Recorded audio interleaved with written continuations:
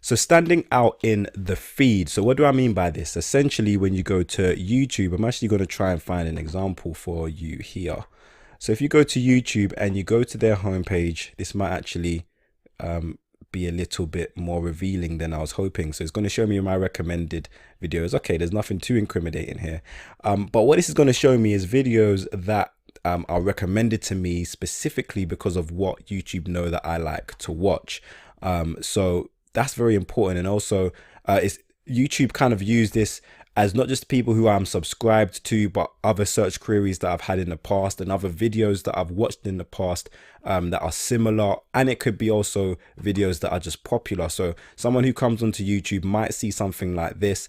And if your video, for example, your thumbnail shows up in someone's suggested, you don't know if your video is going to show up in someone's suggested because it's based on a lot of different things. It might be someone who subscribes to you or someone who's not. So this is their feed when they come to YouTube's homepage. And you want to make sure that your thumbnail is on point. Look, Steve Harvey's there with a wig and so on and so forth. And, you know, as you see, when I hover over it, you can see a little glimpse of the video as well. So you want to make sure that this is captivating so that when someone does see your video, you stand out from the rest of the videos on here, if that makes sense. So that's one thing to keep in mind and to consider. You're not just creating thumbnails for your YouTube subscribers or for when people search, but also in this particular feed as well. You want to stand out from the rest of the people on there and capture people's interest very early on so that they pick your videos.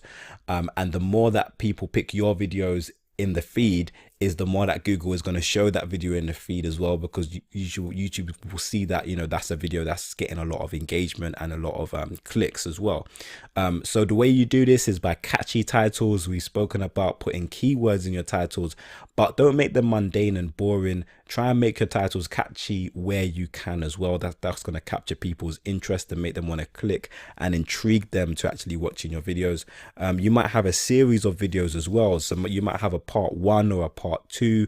And if maybe people have seen the part 1 and maybe they haven't seen the part 2 yet. So if that comes up in their feed and they see, oh, part 2, I remember watching the part 1 to that, then that can entice them as well to click and to watch. And also it's good to have some sort of continuity as well in your videos. So even for your YouTube subscribers as well, if you create a part 1 to a video, make sure you finish it off with a part 2, maybe even a part 3.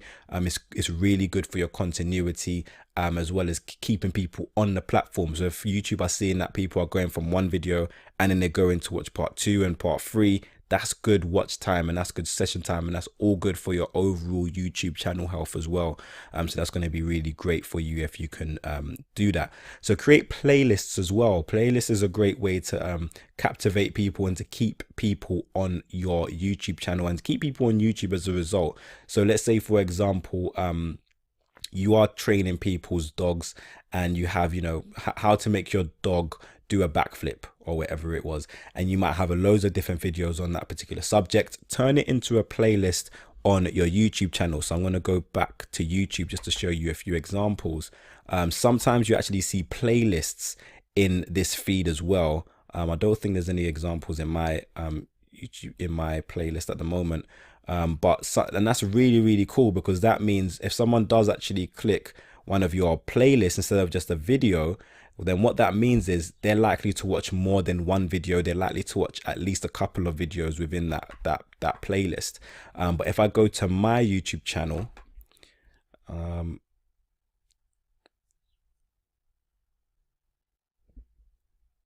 then I click on playlists, you will see what I've done here with my channel, and hopefully this will help you to give you some ideas in terms of what you can do. Obviously the content is slightly different. So you see I've got e-commerce tips here, so when someone comes to my channel they can see that. These are my liked videos, so people won't see that. It's only you can only see that because I'm logged into my YouTube channel. I have a series on YouTube called Viewers Questions, where I answer questions from my subscribers, and that's all in a playlist. I've got a Let's Chat playlist. I've got motivation playlist, search engine optimization, so people who want to learn about that can come to my site and learn, come to that playlist and learn that. So this is really great as well. And if you do have an email list and you send out an email, what you can actually do to your list, so let's say you had a video about content marketing that you wanted to send to your list, if you click on that playlist or the video in that playlist, and you send them this link up here, rather than just a normal link to the video, it will, you can see there it says list.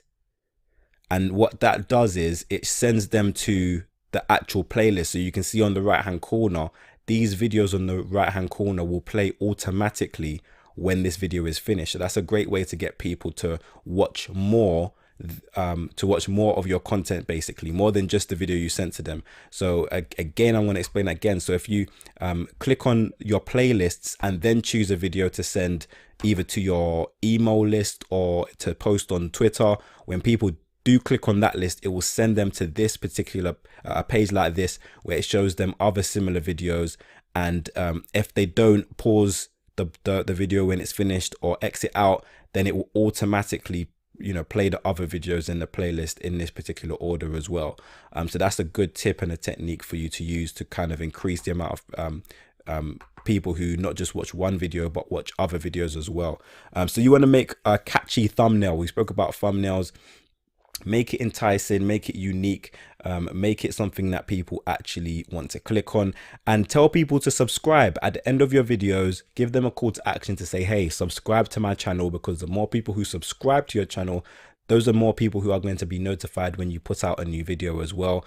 And tell them to, you know, watch some of my other videos, and you know, that will increase your session watch time. But if you don't tell people what to do, how do you expect them to do it? So if you want to gain more views, you know, particularly when you first publish a video, a great way to do that is through your subscribers.